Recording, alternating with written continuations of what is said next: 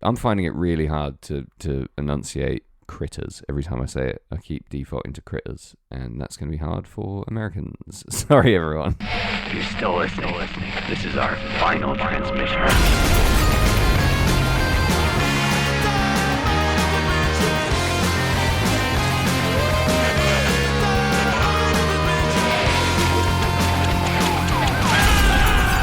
Oh, we're here. It's the Final Transmission podcast. It's one horror movie a week from the dawn of time till the end of time. I'm Sam Russo, and this, I would like to introduce you to my friend, is Jamie Carruthers. How are you, Jamie? Great, Sam. I'm having a Fully yourself. A great time. Yeah. Yeah? Swinging for the fences? Swinging from a rope, or from the fence, from the fences. Swinging from the fences.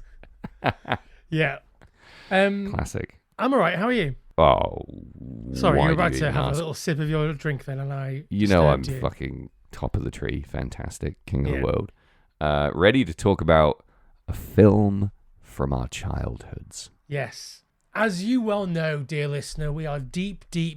This is week 4 of 5 of our rip-offs and cash-ins month Yeah.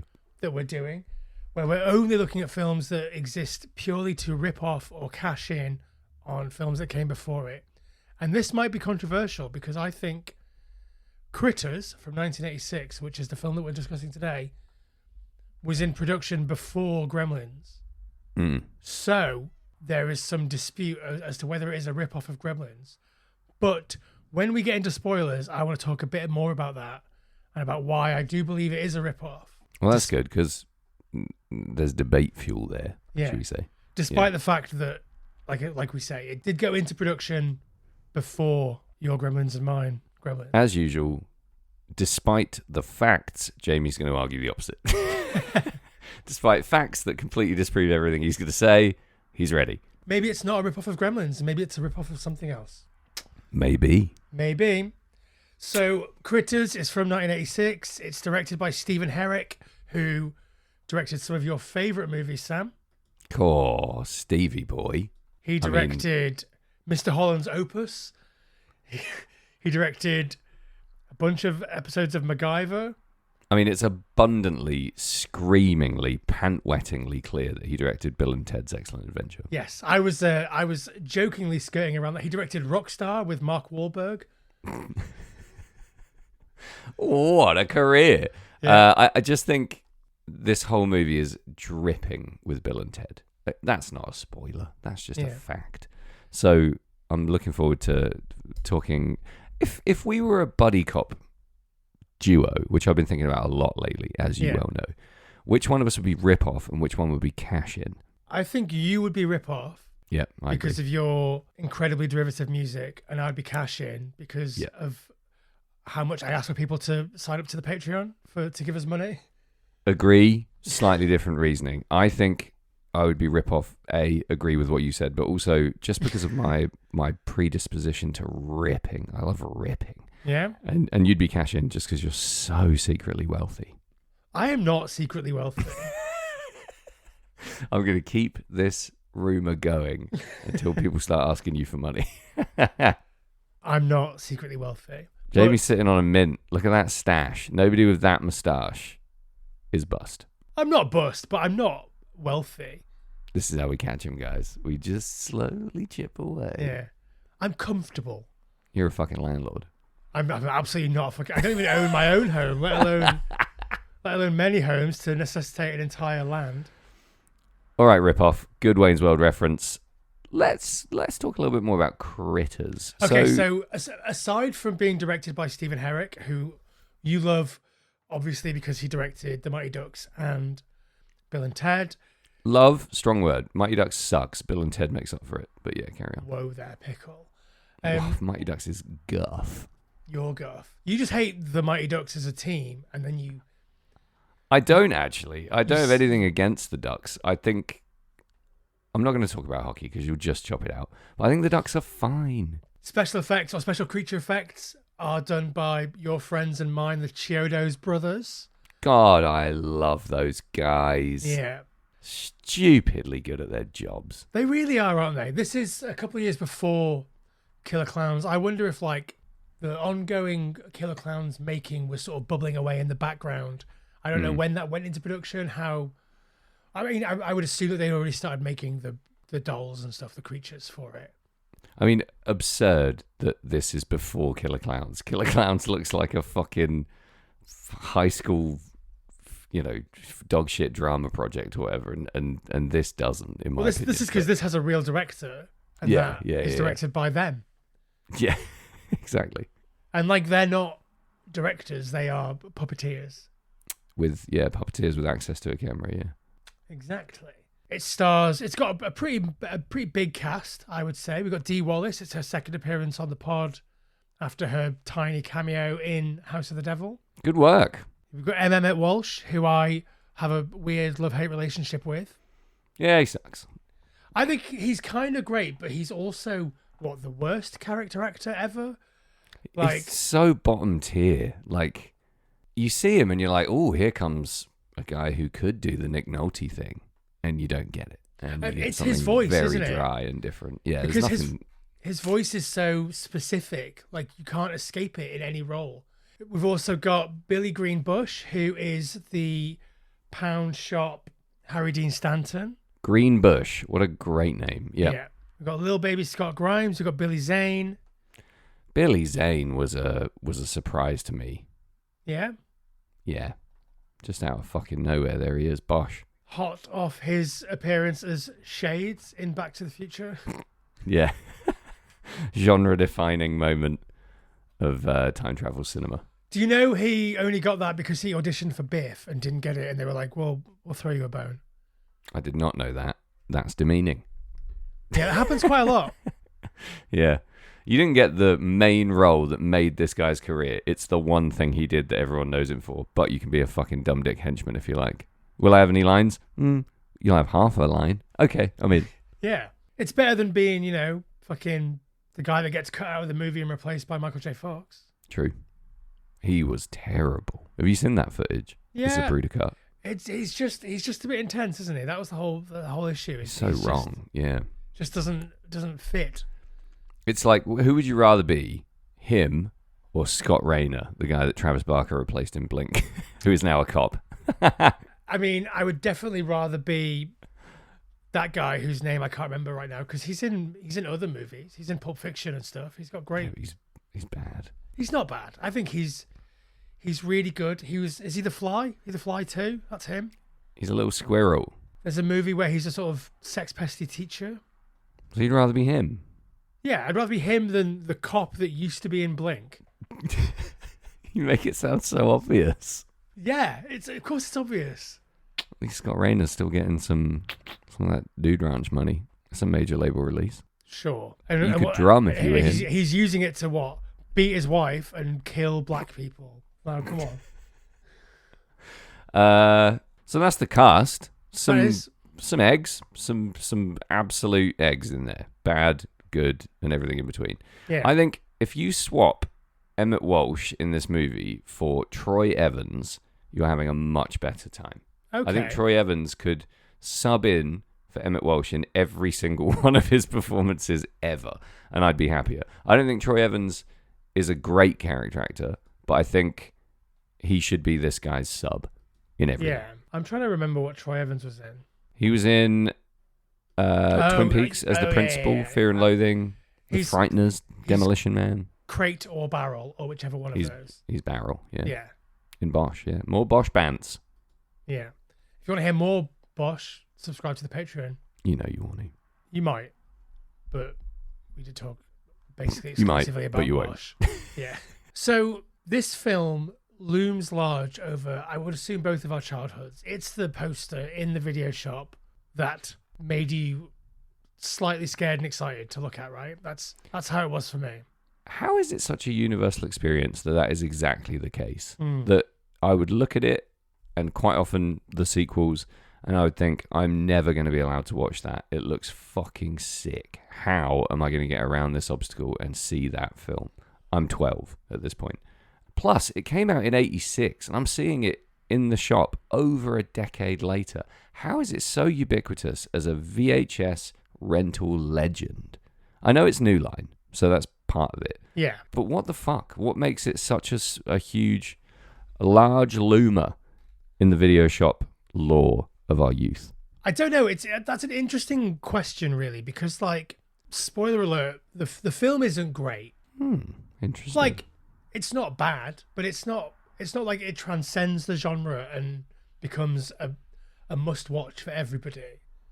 Yeah, because you wouldn't look at The Exorcist in the same way. You wouldn't look at some truly classic pieces of horror cinema or cinema full stop and pine after it. Whereas House, Critters, you know, and other stuff from other genres that isn't good and isn't genre defining for its respective genre, you would just be like, fuck yeah, I need that for just no reason.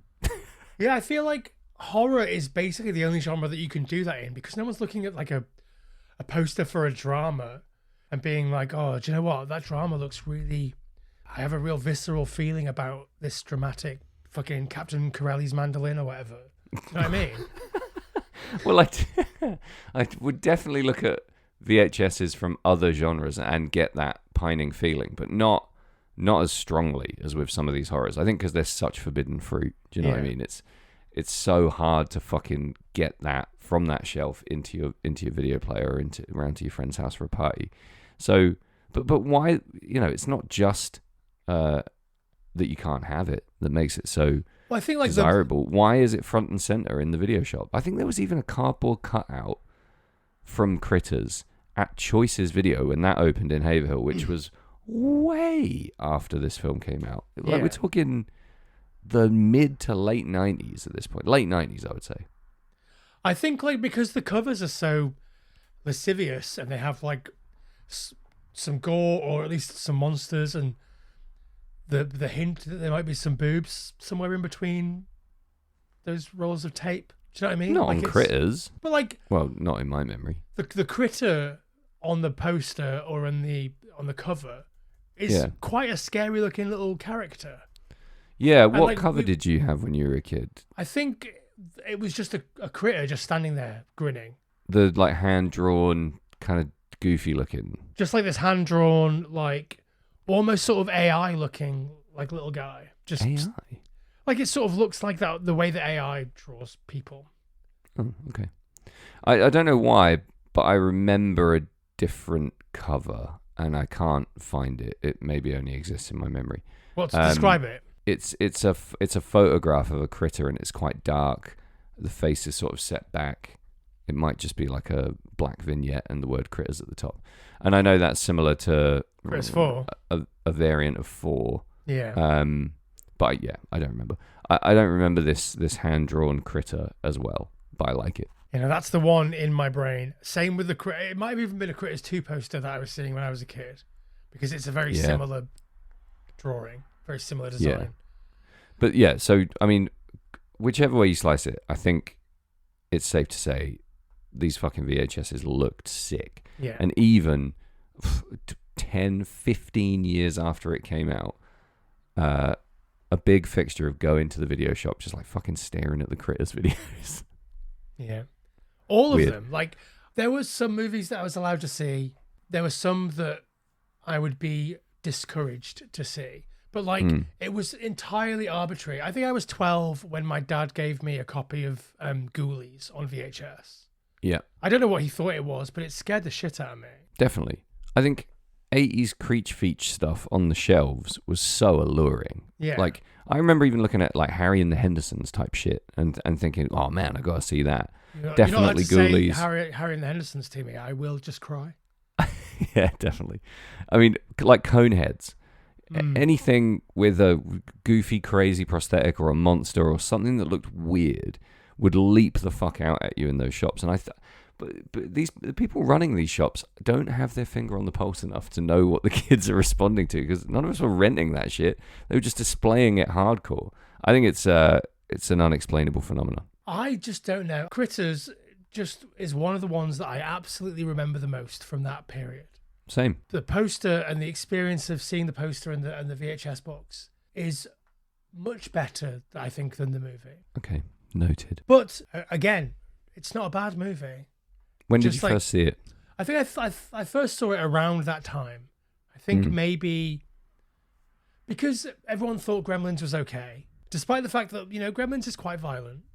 I didn't like Gremlins at all when I saw it as a young person. It grew on me when I got older as a Christmas movie, basically. Yeah. Well, I think I have always been a big, big fan of Gremlins 2.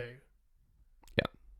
And Gremlins 2 especially feels like a movie for kids.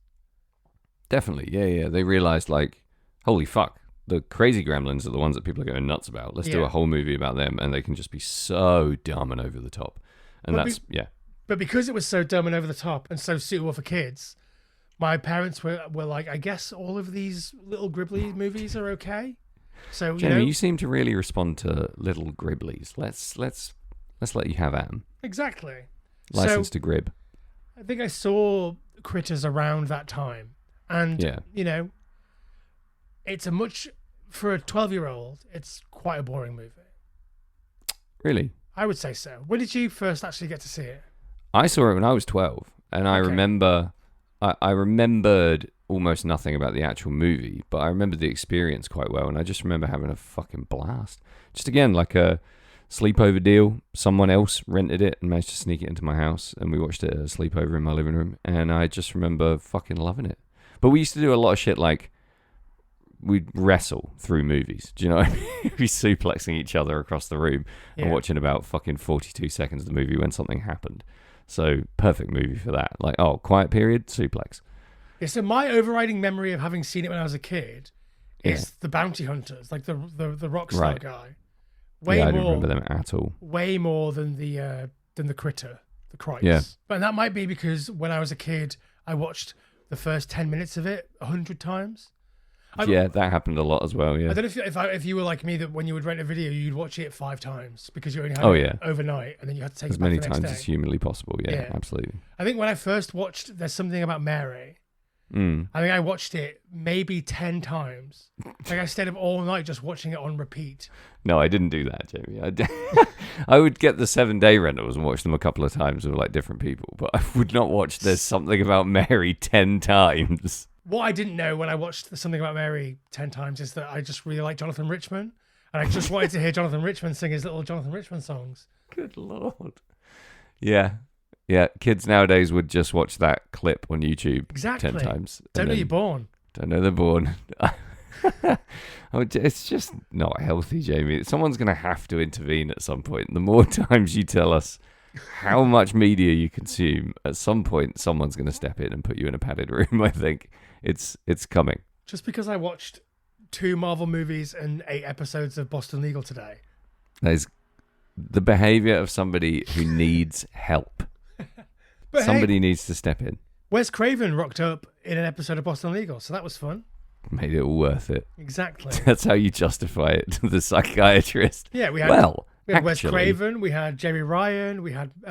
There's no we, it was just you. Well, the royal we. All right, Sam. So, Critters, are you ready for a synopsis? I'm ready for you to give me a synopsis. Yes, please. There's a space prison, and then there's Kansas. And betwixt the two doth fly a ship full of crits. They smash down in Kansas.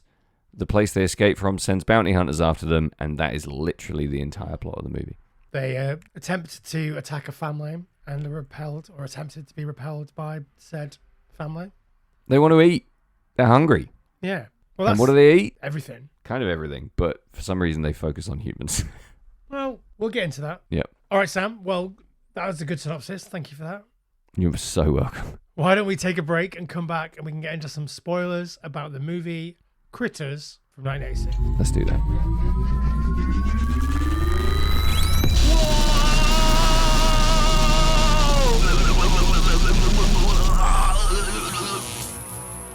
Whoa, holy shit. I guess that's why they call it Phantom Power. All right, Sam, I'm back. Are you back? Cool. I'm back. I'm back. Brill. This podcast, Final Transmission, is brought to you by Red Scare Industries, a record label that do all kinds of good shit. Sam, you're on tour in August, October, sometime in the future?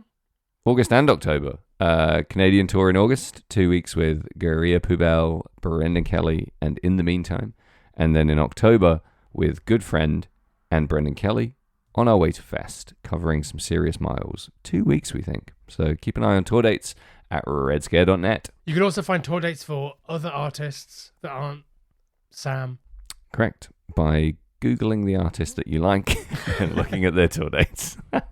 Okay, so I want to address the rip-off elephant in the cash-in room. Here it comes. What's your understanding of this being a rip-off? I have no understanding. I don't think it is because I don't know anything. So, obviously, it came out after Gremlins. Gremlins was a big success. It's an Amblin movie, so produced by Steven Spielberg, directed by Joe Dante. Like, it was a breakout success for what should have been a little Gribbly's horror movie. Yeah, And quite well distributed and received. Yeah. I mean, Critters was also, but Yeah, people often talk about it as like the only rip-off that is worthy. The only rip-off of like a mainstream movie that's like actually worthy. And, you know, whatever. So given that we know that it was in production before Gremlins. which means it could have been written a long time before Gremlins. Yeah. They actually went back into the script and worked on it to make it less like Gremlins. Oh, Because the scripts were quite similar. weird. I think I know the reason for this. Gremlins ripped off Critters. No. Critters. Gribbly movies are all the same. Well, maybe. Gremlins was produced by Steven Spielberg, right? When Steven Spielberg was deep in the research phase for Close Encounters of the Third Kind, he was looking at loads of stuff about alien encounters. Yeah. And he came across this alien encounter called the Hopkinsville Goblins. Oh, yeah, the Gobbos. Yeah. Obviously, he couldn't use that in Close Encounters because that's an uplifting movie about aliens being cool guys. Yeah. He sort of squirreled this away in his brain and he began to work on a film called Night Skies. And Night Skies was basically his version of the Hopkinsville Goblins story. Right. And Night Skies died on its arse a little bit and kind of morphed into E.T. Because obviously E.T. again was an uplifting-ish movie about how aliens are cool guys and best mates and whatever. He sort of clung onto this in the back of his head and then was like, let's do Gremlins. And let's take the Hopkinsville Goblins and make it Gremlins. But what I think Critters is either a rip-off of the floating around script or at least synopsis of Night Skies that was floating around before. Because, like, we would all get news from the trades and, like, unlike in the modern era where you can go online and say that movie's not really happening or it's just the idea is out there in the world, but, like, they're not actually making it yet. Sure. Things would be reported in the trades. X person is making X movie and it's about blah. So I think it's very possible that Night Skies was trumpeted as a movie that Steven Spielberg was making and then maybe wasn't making in the end. Right. So I think that Critters could well be a rip-off of the unmade Night Skies rather than of Gremlins. Solid theory. I guess Could we'll also- never know because Night Skies was never made, right? Exactly. But also could just be that the writers of Critters, you know, Dominic Muir, we'll get into a little bit more on him, but he could just also have been aware of the Hopkinsville Goblins because it's obviously a very popular, very famous alien encounter story Sure. and made this movie off the back of that. Yeah, I mean, it's entirely plausible that the idea of small, munchy creatures coming down from space to Earth and eating stuff is also not massively original and loosely rooted in all kinds of different folklore and lots of different theories about, alien presences on Earth that kind of match up with a lot of folkloric, mythological type creatures. There's a lot of linkage there, isn't there? It's no killer clowns. Look at it that way. The 80s were obsessed with the 50s. That was a whole thing of like the 80s being obsessed with the 50s. Just like that we're all obsessed with the 90s now. I mean, I say we, like not us. Yeah, but like, speak for yourself. Yeah.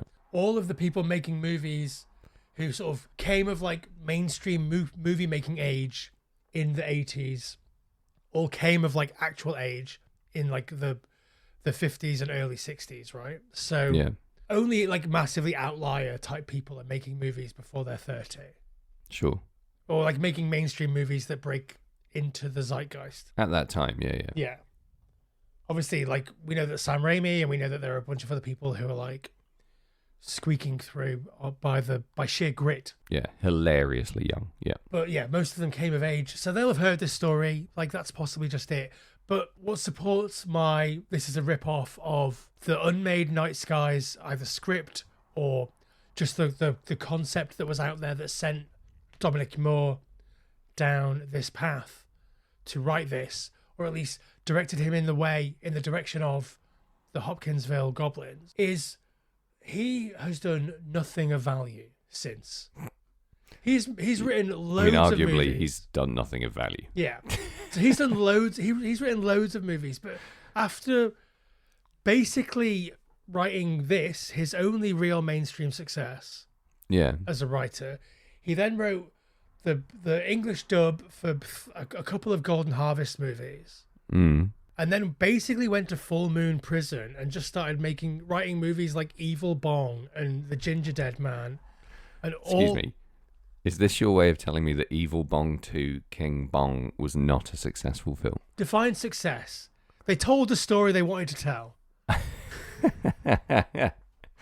That they did. Has Jamie watched it is my next question. 100%. You've seen Evil Bong 2 I've seen King Bong. I've seen all the Evil Bong movies. I've seen all of the Ginger Dead Man movies. I am the sucker. I'm the guy single-handedly keeping Charles Band and Full Moon Entertainment in cocaine and G-strings or whatever they buy. Like Whatever they eat, yeah. You're the guy. Unbelievable. I think the new bar for success is it a film and has Jamie seen it? If so, congratulations, you're a filmmaker. Yeah. You've achieved. Yeah, so I watched all of those fucking Full Moon movies. I watched the most recent. They did like a series based on all of like the Lovecraft books that they have that are in the public domain, and like basically redid Reanimator with a different guy doing a Jeffrey Combs impression, and like they are absolutely riding the edge of like unwatchable fucking nightmare dog shit, and yet here I am watching Femalien 3. Fucking hell, dude. All right, well here's a question for you. Go on. Have you gone as deep as to watch Critters Attack, the 2019 TV movie? What is it? Reboot? Requel? No, I have not watched that. It was like a made for Sky movie, I think, in the UK. Have you gone as far as to watch Critters: A New Binge, 2019 TV show? No. Featuring critters, because holy fuck does it look bad. It looks unwatchably bad. Yeah, I mean, Critters 3 and 4 are unwatchably bad. I would watch a million Evil Bongs before revisiting Critters 3 and 4. Would you really? Absolutely. That's really saying something massive. Critters 2, genuinely quite bloody good.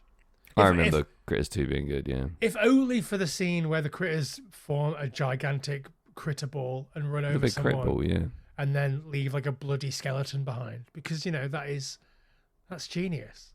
It's very cool, yeah. But yeah, no, I haven't watched the extended Critters universe, the ECU. Yeah, dangerous. Very dangerous territory. Yeah. If Critters were a Charles Band property, there would be 400 Critters movies, and there'd be Critters versus Puppet Master, and Critters versus Killer Dolls, and Critters versus King Bong, Evil Bong. Yeah. If you're a Patreon subscriber, I've just changed my background to a still from the Critters TV show we're talking about, and it tells you everything you need to know. Yeah, he's wearing a little suit. Do you reckon he's got a job interview?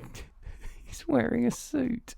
It's a critter in a suit next to a woman with a machete. Do you think that like they've got like a tame, friendly critter who's like on Earth's side? On their side, yeah, that was my very first thought. Yeah, disgusting, disgraceful, awful shit. Tell us why you don't like it, then, bud. I don't not like it. I do like it. You don't not like it. I just don't think it's very good. Right. I think like it's kind of criminally slow in that way that 80s movies are. Yeah, I have to be quite reserved here. Do you? my thoughts on Critters are pretty simple, right? Yeah. I think it does a fucking good job of being the movie Critters. Like, to elevate your expectations beyond what this movie is a fool's errand. But what it actually does really well is execute something that could be complete garbage really well. I think the danger of a movie like Critters is it could just be so punishingly crap because the premise is so thin, such a one-trick pony idea. But what the scope they managed to pull out of it with some of the stuff they do in this movie, I think is genuinely impressive. I would go as far as to say it's executed spectacularly well for what it is. Okay, so I've got a bit of a gotcha here, Sam. Gotcha. So one of your major criticisms about the movie Dolly Dearest that we covered last week. Criticisms, yeah. Criticisms. Yep. That's like being racist against critters, right? No. Criticism. That'd be critterist. Well, no. Racism. Where is the critterism. critterist? Criticism. One of your. That's this episode. Jamie finds the critterist. One of your primary issues with the movie Dolly Dearest was that for a horror movie about a diminutive killer, there were only 2 deaths. Right. How many people would you say die in the movie Critters? I'm not sure. Is it 0? No, it's 2. It's 2. Okay. It's the exact same figure. Yeah, one of my central criticisms of that shit movie was that 2 people die and one of them of a heart attack. The whole movie was dreadful from start to finish. This has so much more going for it, and so much so that it makes up for a very low body count. Plus, this is a fucking PG movie. Yeah. So you can't just be going around chomping heads and blowing up buttholes. You gotta find a way to entertain the kids and keep people engaged from a wider audience without just fucking shredding faces. Like I said, when I was a kid, the critters didn't faze me, and the effects. I mean, the critters themselves, they look cool. We never see them do anything particularly violent. We see them sort of jump on people, and then people have blood on them after that. Do you know what I mean? Like, yeah, I mean, what can a critter really do? Which again is part of my main point here. Like, it's a little furry ball with huge teeth, right? Yeah. So it's going to jump on you and bite you. And I think it's quite graphic when they're jumping on people's stomachs, like jumping on Billy Zane and the farmer's stomachs and just like munching away. You're thinking, fucking hell, it's going to burrow through this guy's gut. I think it is quite violent. Okay. Maybe.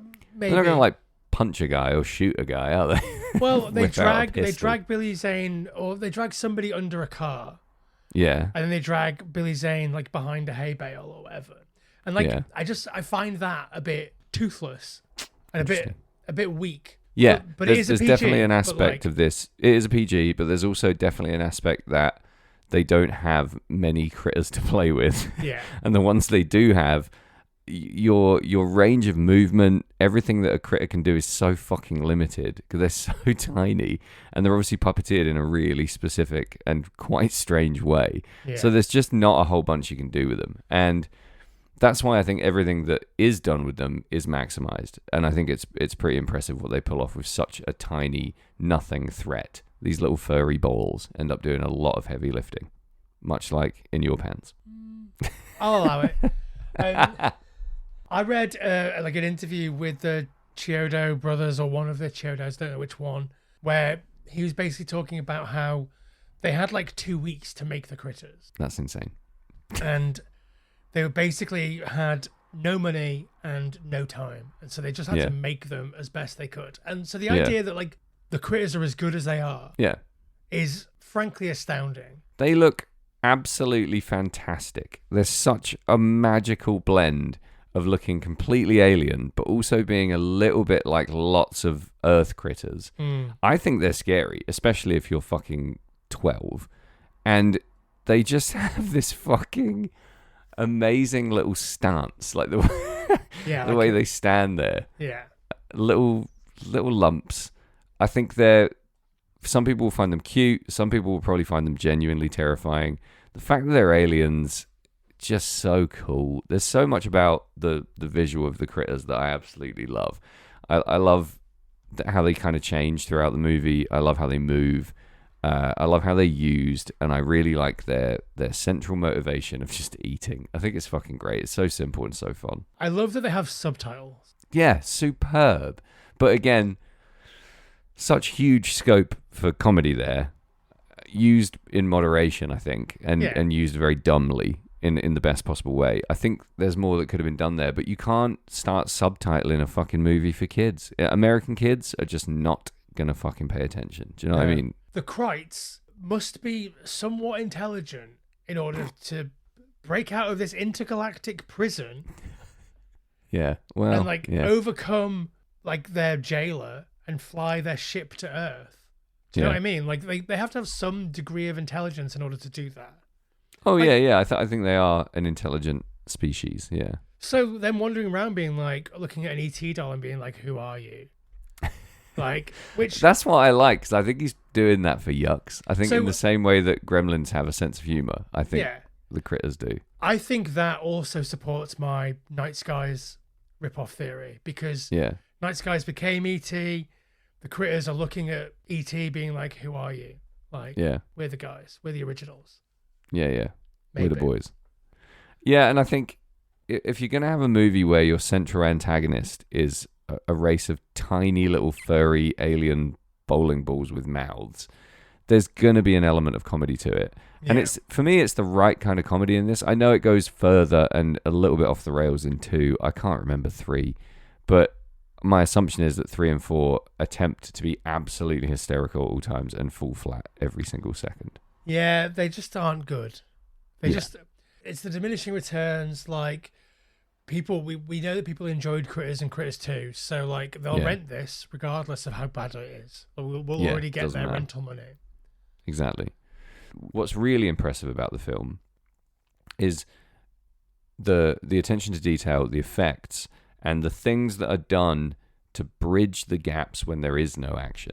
I think in a lot of these dog shit 80s horror movies, I'll use horror, massive broad strokes here, because it happens in slashers, it happens in monster movies, it happens in, possession movies, whatever, is the dead zones between action spots are often populated with unsympathetic, unbelievable trash characters that you just don't care about and you want to move past. Yeah. Whereas in this, the film is shot really fucking well. It looks great. It looks way higher budget than it is.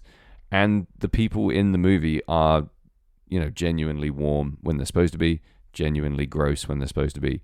The performances are all good. They're carrying those periods of time when we're just like, give me the fucking critters because I'm 12.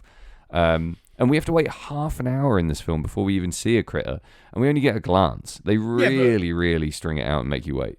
That's fine, because we get the reverse face melt rockstar bounty hunter thing happen, which is so my wonderful. favorite part of the movie. I love that so much.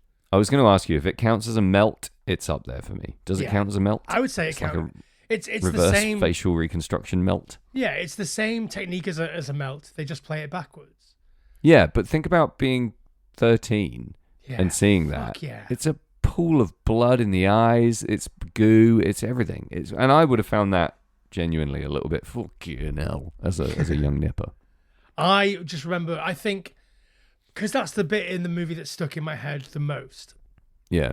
I can almost picture myself just rewinding it constantly, just watching it on a loop for frame by frame. Hours. Yeah. Yeah. I mean, the way the movie opens, you start with a space prison, which, I'm already all in. I'm sold immediately. You get alien beings that are vaguely humanoid with really strong prosthetic work, in my opinion. We get all kinds of like jagged lightning effects. We get spaceships, and then the hard cut from this very blue, very space-oriented palette to all the rich yellow, orange hues of Kansas, and some really nice scenic shots to establish where the fuck we are, and then a quick introduction to a family. The first 5 minutes of this movie are so tight and set up everything else so well. It is a bit more pronounced when shit starts slowing down. Yeah, I think like the sci-fi stuff, looking at it with my 40-year-old eyes, kind of sucks. Like the opening stuff is kind of jank and shitty in a way that I like, but I think in a way that's really referential of classic 50s sci-fi. I think it's unself-consciously a bit jank. But I still think it looks really fucking good. It appeals to me. Like it's very much my, aesthetically, I find it really pleasing.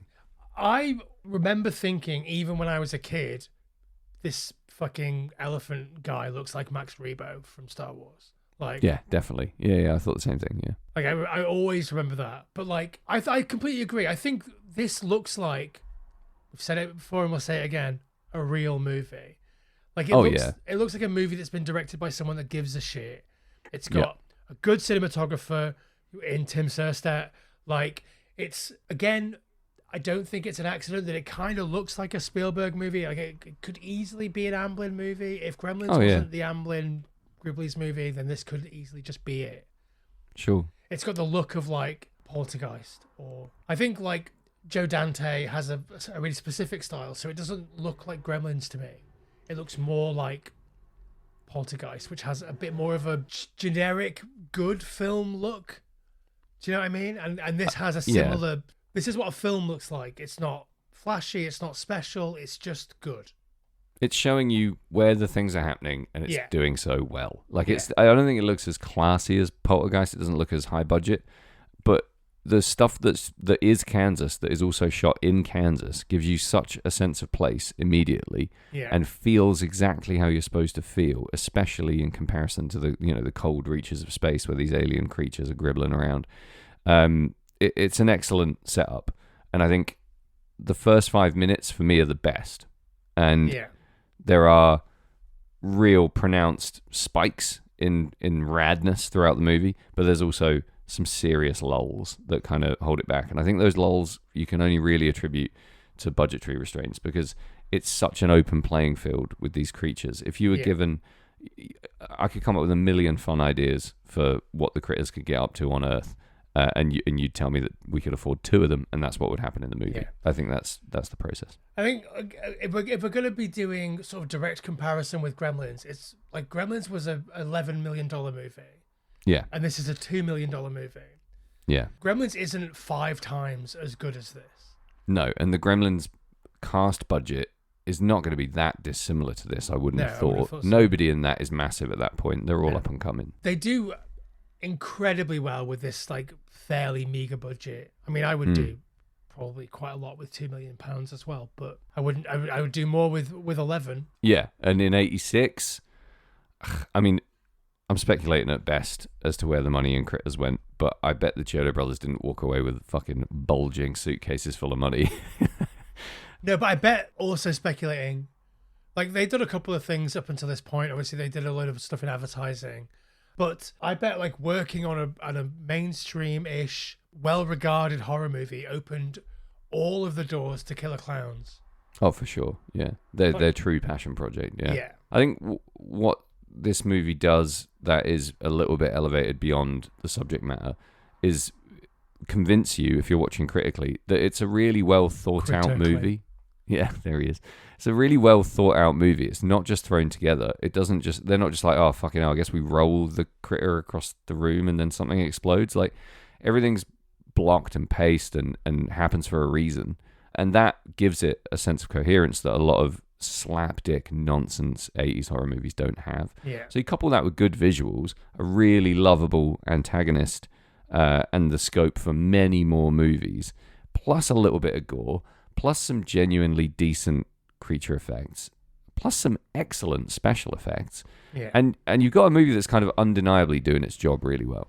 Yeah, and it also has a thing that makes you think that it looks really good, even if it doesn't necessarily look really good, is like the interesting lighting. So we get like a lot of like blue and red like lighting choices that are sort of diegetic and make sense in the environment, but like that's a really easy way of like upping your production value or your visual impact. Yeah. And they do it just the right amount. I think a keen use of darkness in obscuring your antagonist is as good as spunking a load of money on lights and effects, because you're prolonging the exposure. If it's not shitty, grainy, badly done concealment of something that makes it look low budget, this is really well shot darkness, and everything that's dark is deliberately as dark as it is. Yeah. And that slow reveal of what the critters are, what they look like, why they're there. That's a well-paced movie with just slightly not enough happening to make it great. I completely agree. I think one of the things that really works for me in Critters that maybe doesn't work for me so much in Gremlins is I care much more about this family than I do about fucking Zach Galligan. Really? Yeah. Like, I like Zach Galligan, but he feels too old. He does have that inexplicably fusty teenage... I mean, the whole movie feels old to me. Everyone in the movie feels a bit too old, and it is a very, like, slow-paced Christmas movie for me, Gremlins. And he's not a particularly, quote-unquote, cool leading character, is he? He's not... No. He's quite cute. He's a little bit of a lovable loser. There's less magnetism there in terms of hanging your hopes and dreams on him as a protagonist. But I definitely don't care about this family as much. But I think having the kid be an actual kid. Yeah. And also having him be quite heroic is interesting and cool, I think, to me. And it makes me root for him way more than Zach Galligan's wet blanket, crying in the corner because the gremlin poked him in the bum or whatever. Yeah, he is a real moist towelette, and simultaneously a fucking mothball. Difficult casting there. Yeah. I think a little bit more magnetism from the kid role, or a bit more of a kid-centric plot. If you really put that kid at the center of this and stay with him the whole time, Kevin McAllister style, then you're getting a little bit more mileage out of it. It does seem to be indecisive about who the main character is at times. Yeah, I think because they wanted it to be, and in the Hopkinsville Goblins encounter, the quote-unquote true story of that was all about families. Yeah. So if we're staying true to that, then it makes sense that they would focus on a family rather than just a...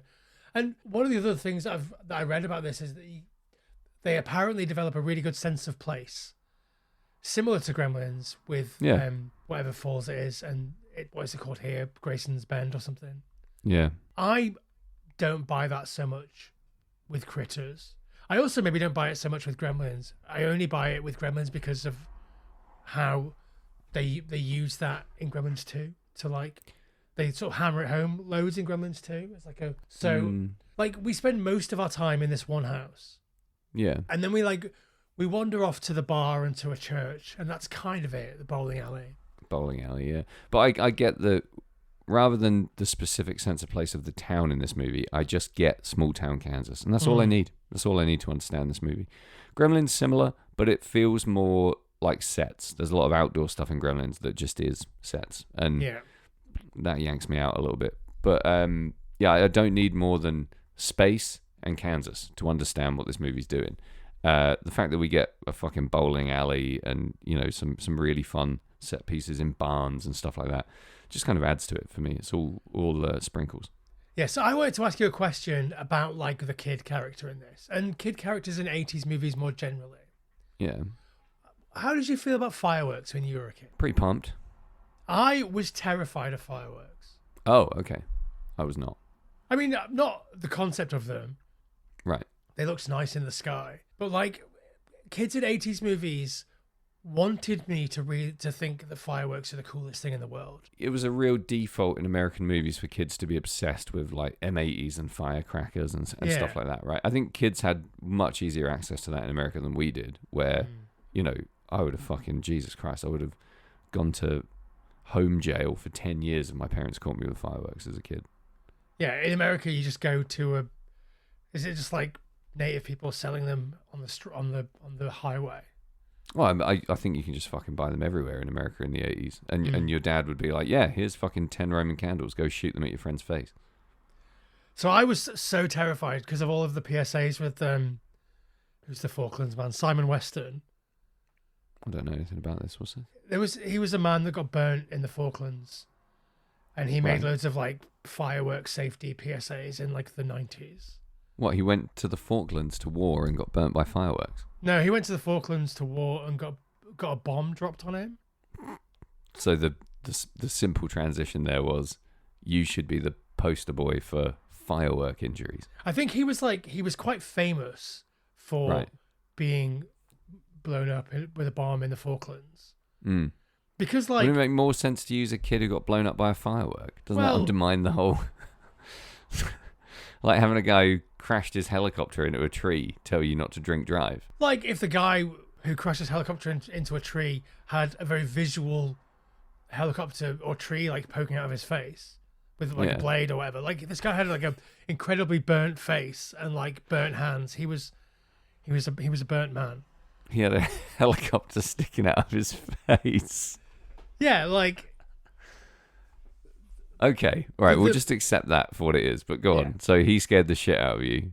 Yeah, just like the idea that I don't think I realized in the 90s that he was burnt in the Falklands. I thought he was just burnt by fireworks.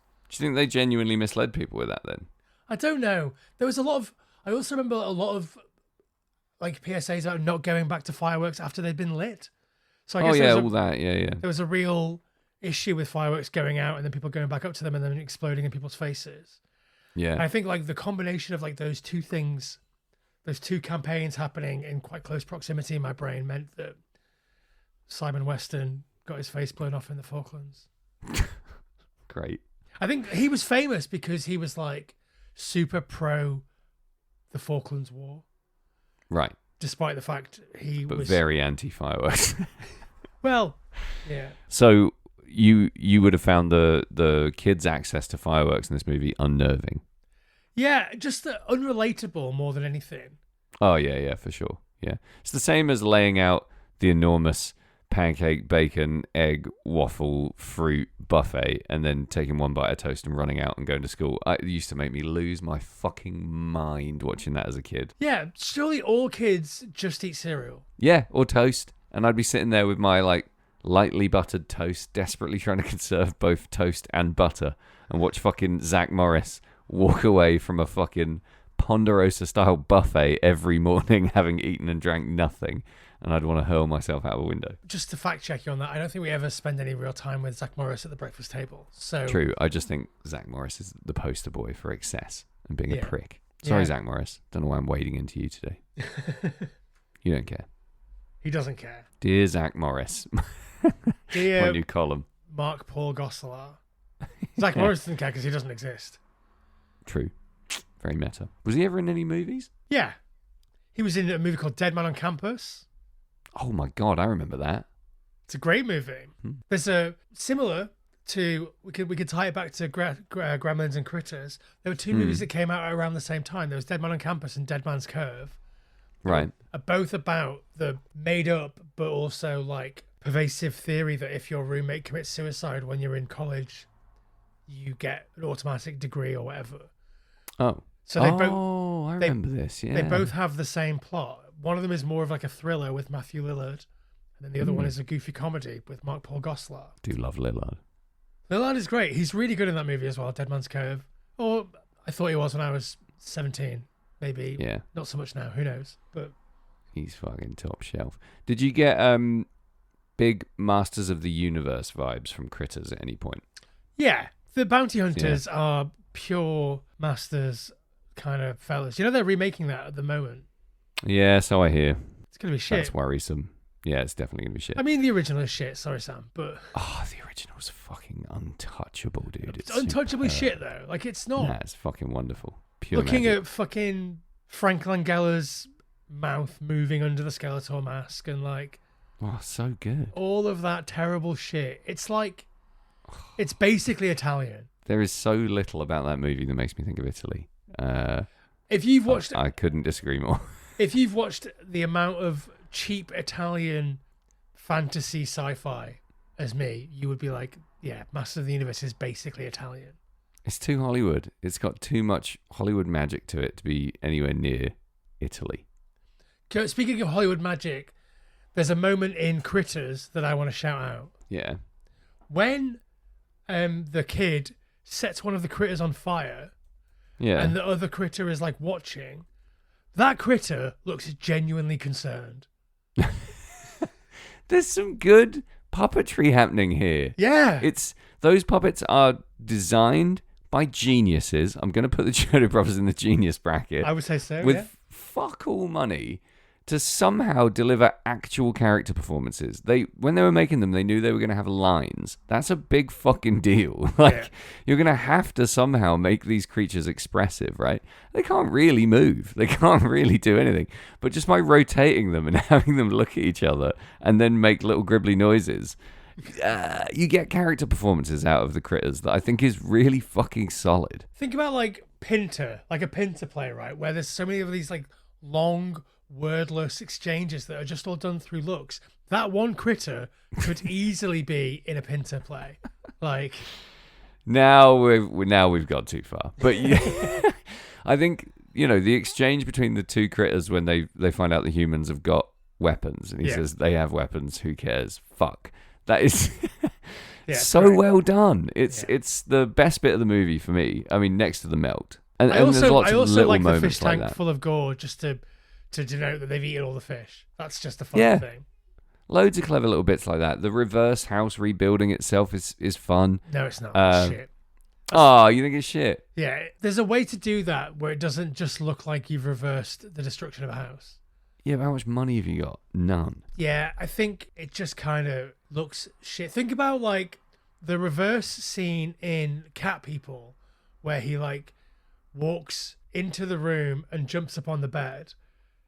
And they did that in reverse, and so it's him jumping down and walking out of the room. And like how you could watch that 100 times and you would never know that it was just the footage that was reversed because it's like beautifully done.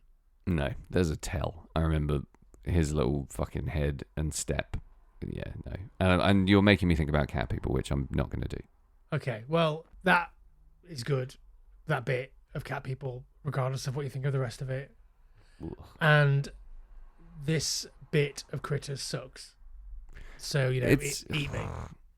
The tricky thing about Critters for me is this enormous nothing period between that moment, the critter saying fuck, and the fun musical eating montage. There's just a big gap there where not much happens. That is really where the pacing is clinging on for the most part for me, because I'm looking for the good in a lot of these pacing issues. But there is just a chunk there where I couldn't tell you what happened, and I couldn't tell you I was entertained. It's because we spend too long with the bounty hunters. Yeah, they are, in my opinion, not as fun as a lot of people seem to think they are. I think a lot of people cosplay those bounty hunters. Well, because they are, they've got a strong look. Yeah.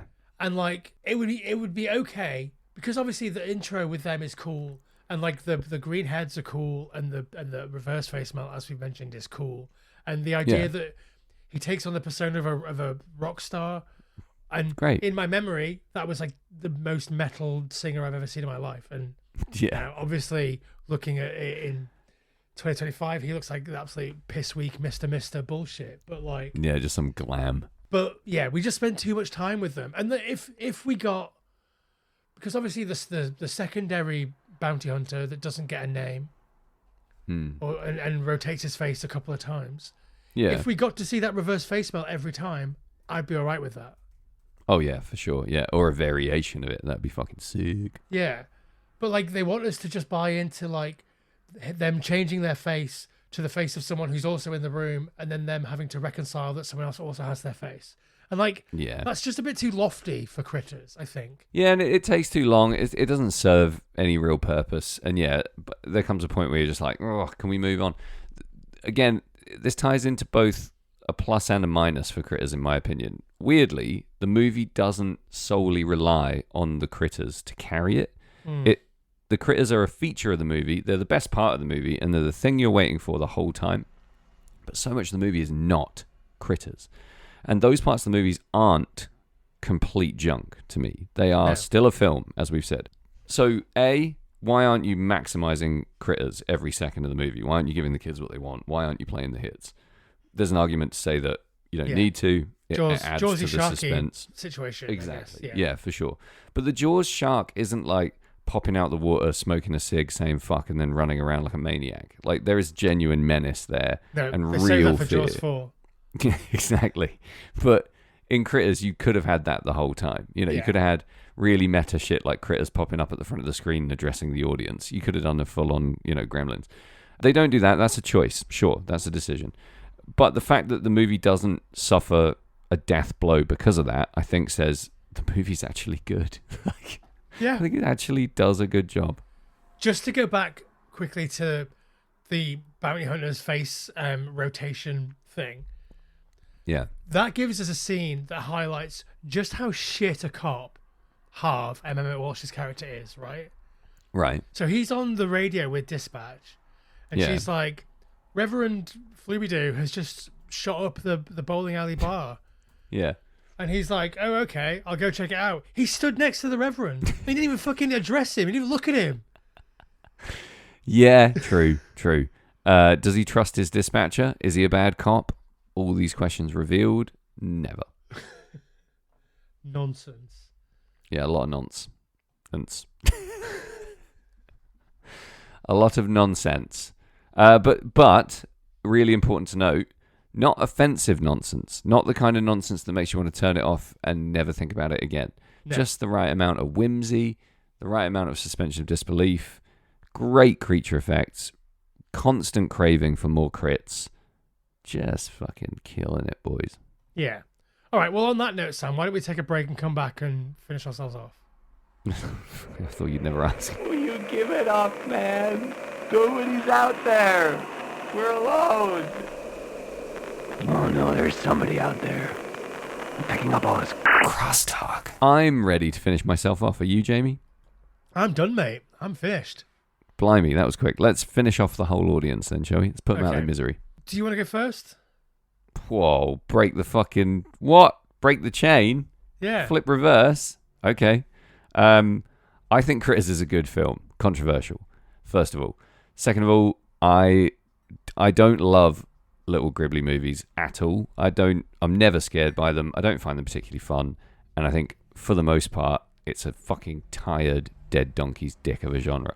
But Critters is the exception, because it's just fun enough to keep you hooked from start to finish. It's just scary enough to frighten a 12-year-old in the 80s. The creature effects and special effects are fucking top shelf for my money. Exactly what I like to see from front to back. It has space, it has Kansas, and I don't think you can realistically expect more of a movie called Critters for the money that it was made on, the cast it's got, and the myriad limitations surrounding this Gribfest. For those reasons, and those reasons alone, I'm ready. I'm going to give it... I'm girded. Girded for the 10 out of 10. I'm going to give it 6.8 M80s in your mouth, but not blowing you up and just having you sort of flop over sideways and lay on the floor in a really hilarious way. Out of 10.2. Okay. So I think I like the little gribbly genre a lot more than you. And a bunch of those movies are movies that I revisit quite a lot. Yeah. I like Munchies quite a lot, and also Munchie and Munchie 2. Fucking, I haven't thought about that in years. Yeah, I think Munchies is Holy pretty fun. shit. Wow. I think Spookies is pretty great. Spookies Spookies is especially good because it's also, there's a Frankenstein in there, there's a Dracula in there. It's like it's everything, and also Gremlins as well. So like, sure. Spookies is great. Obviously, Spookies is scary. Yeah, Spookies is genuinely quite scary. Yeah. Ghoulies also genuinely quite scary if you're sub 14. I think Ghoulies is scary up to like a sheltered 17, I would say. Yeah. The spooky clown in Ghoulies is genuinely quite terrifying, even maybe to this day.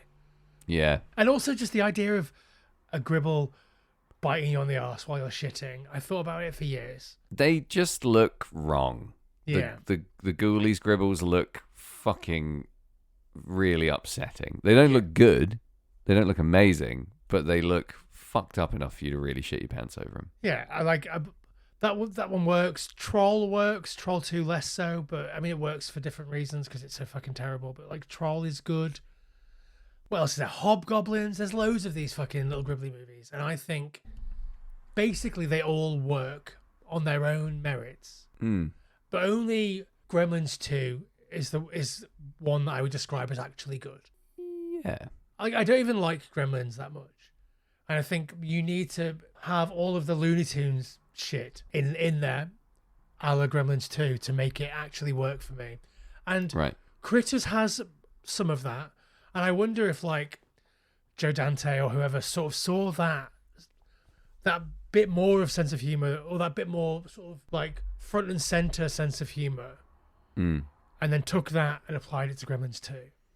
Those exchanges that we don't really see in Gremlins. There's a couple of them in the bar, but that's it. Yeah. Why is she serving them? Don't serve the Gremlins.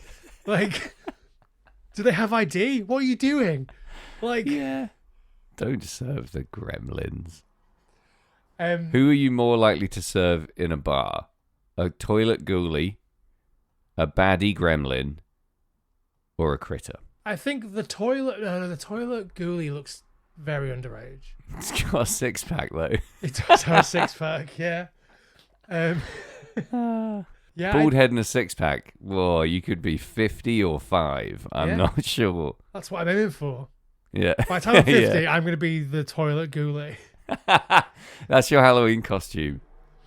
Yeah. You could do that next year if you're willing to shave the tash. No, I'd be like a Tom of Finland toilet ghoulie.